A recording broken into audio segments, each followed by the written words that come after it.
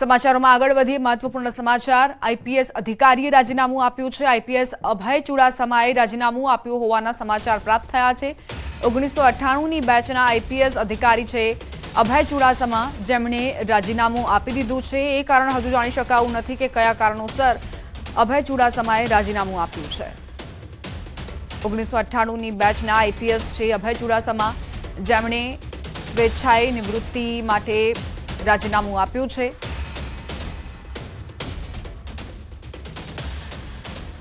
1998થી તેઓ કાર્યરત હતા।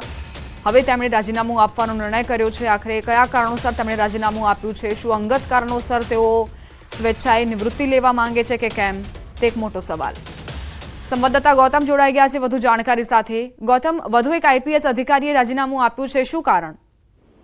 ચોક્કસથી વધુ એક આઈપીએસ અધિકારી જે છે તેમણે રાજીનામું આપ્યું છે ને અભય ચુડાસમા તેમણે રાજીનામું આપ્યું છે। તેમના અંગત કારણોસર રાજીનામું આપ્યું હોવાની પ્રાથમિક બાબતો અત્યારે પ્રાપ્ત થઈ રહી છે, પરંતુ આવનારા દિવસોની અંદર તેઓ રાજકીય રીતે સક્રિય થાય તે પ્રકારના એંધાણ અને તે પ્રકારની વાર્તાલાપ જે છે તે પણ ચર્ચામાં ચાલી રહી છે। ત્યારે જોવાનું એ રહેશે કે કયા કારણોસર તેમણે રાજીનામું આપ્યું છે, પરંતુ અત્યારે હાલ તો અંગત કારણોસર તેમણે રાજીનામું આપ્યું હોવાની બાબતો જે છે તે સામે આવી રહી છે અને તે અંતર્ગત તેમણે રાજીનામું આપ્યું હોવાની બાબતો અત્યારે પ્રાપ્ત થઈ રહી છે। જી આભાર ગૌતમ જાણકારી આપવા માટે। મહેસાણાથી સમાચાર મનપાની ઢોર પકડવાની ટીમ પર હુમલો કરાયો। મહેસાણાના નાગલપુર વિસ્તારમાં હુમલો કરાયો।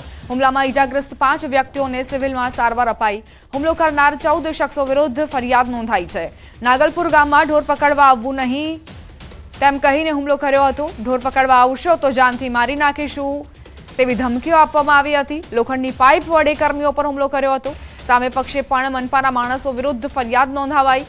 ગાય લઈને જતા શખ્સ પર માર મારી હુમલો કર્યાની ફરિયાદ નોંધાઈ હતી। બનાસકાંઠાથી સમાચાર ઇકબાલગઢ નજીક ટ્રેલરમાં આગ ભભૂકી। પાલનપુર આબુ રોડ હાઈવે ઉપર ટ્રેલરમાં આગ લાગી। રાજસ્થાન તરફથી આવી રહેલ ટ્રેલરના ટાયરોમાં મોડી રાત્રે અચાનક આગ લાગી। ટાયરોમાં લાગેલી આગે ટ્રેલરને આગની ચપેટમાં લીધું। ટ્રેલર ચાલકે ટ્રેલર રોડની સાઈડમાં ઉતારીને પોતાનો જીવ બચાવ્યો।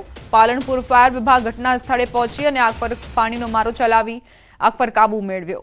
અમીરગઢ પોલીસે ઘટના સ્થળે પહોંચી વધુ તપાસ હાથ ધરી છે। ઇકબાલગઢ નજીક આ દુર્ઘટના બની, જ્યાં ટ્રેલરના ટાયરમાં આગ લાગી। ટ્રેલર ભરભર સળગી ઉઠતા જે ચાલક હતો તેણે ટ્રેલરને બાજુમાં લઈ જઈ અને ત્યારબાદ પોતાનો જીવ બચાવ્યો। તાત્કાલિક ફાયર વિભાગને જાણ કરવામાં આવી અને આગ પર કાબુ મેળવાયો।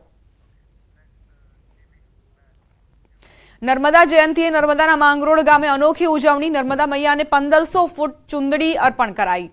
આજે નર્મદા જયંતીએ નર્મદાના માંગરોળ ગામે નર્મદા તટ પર સમસ્ત ગ્રામજનો અને ભક્તો દ્વારા 1500 ફૂટ સાડી નર્મદા મૈયાને અર્પણ કરવામાં આવી। હજારો ભક્તો 1500 ફૂટ લાંબી સાડી હાથમાં પકડીને નાવડીઓ દ્વારા અને સામે કિનારે સુધી લઈ જઈ નર્મદા મૈયાને સાડી અર્પણ કરી હતી।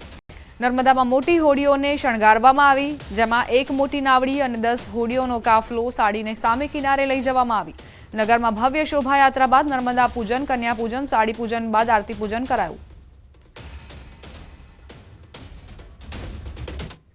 સંવાદદાતા દીપક પટેલ જોડાઈ ગયા છે લાઈવ, તેમની પાસેથી વધુ જાણકારી લઈએ। દીપક, નર્મદા જયંતીને લઈ લોકોમાં કેવા પ્રકારનો ઉત્સાહ?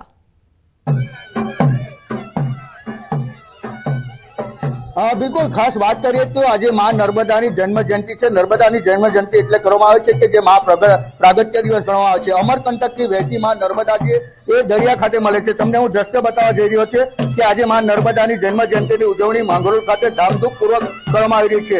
લગભગ 1500 જેટલી ફૂટની આ જે ચૂંદડી છે માને અર્પણ કરી અને જે ભક્તો છે ભક્તોએ અનેરી ભક્તિ કરી છે। કહી શકાય કે જે મા નર્મદા છે જેની એક વિશ્વમાં એક એવી નદી છે કે જેની પરિક્રમા કરવામાં આવે છે અને આ પરિક્રમા કર્યા બાદ માને ચુંદડી અર્પણ કરવામાં આવી છે, માને પૂજન અર્ચન કરવામાં આવ્યું હતું।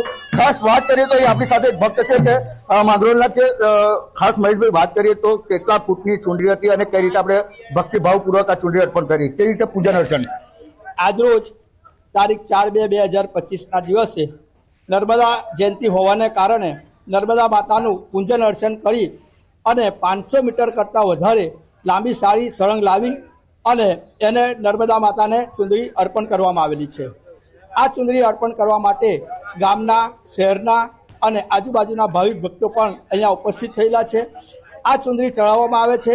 ચુંદડી ચડાવી અને ભવિષ્યની અંદર આ ચૂંદડીને પ્રસાદી રૂપે બહેનોની અંદર વહેંચવામાં આવે છે. આજે આ નિમિત્તે માંગરોળ મુકામે ભંડારો પણ રાખવામાં આવેલો છે. આખા ગામના 1000 થી 1500 માણસો અહીંયા જમશે અને માં નર્મદાની આરતી કરશે અને નર્મદાનું પૂજન કરશે. દુનિયામાં આ એક એવી નદી છે કે જેની ફક્ત પ્રદક્ષિણા થાય છે. આ પ્રદક્ષિણા કરતા કરતા અહીંયા નર્મદાનો આ મધ્યઘાટ છે, જેને ઉત્તર વાહિની નર્મદા તરીકે ઓળખવામાં આવે છે, જેનું ખૂબ જ મહત્વ છે, ખૂબ જ પવિત્ર છે. અને આને કારણે આ નર્મદા જયંતિના નિમિત્તે અહીંયા ચુંદડી અર્પણ કરવામાં આવે છે.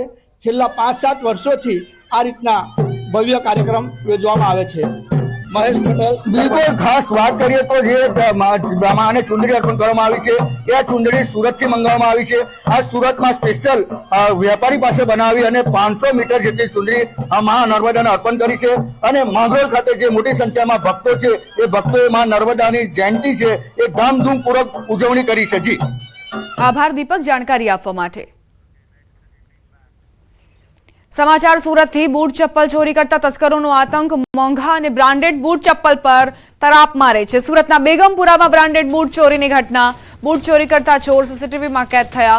ખૂબ જ સિફતપૂર્વક બ્રાન્ડેડ બૂટની ચોરી કરી ચોર પલાયન થઈ ગયા. મહત્વનું છે કે ચોરેલા બૂટ મહિધરપુરા પોલીસ મથકની સામે વેચાઈ છે. મહિધરપુરા પોલીસની રહેમ નજર હેઠળ ચોરેલા બૂટોનું બજાર ચાલી રહ્યું હોવાના પણ આક્ષેપ છે. સલાબતપુરા પોલીસે સીસીટીવીના આધારે તપાસ શરૂ કરી છે.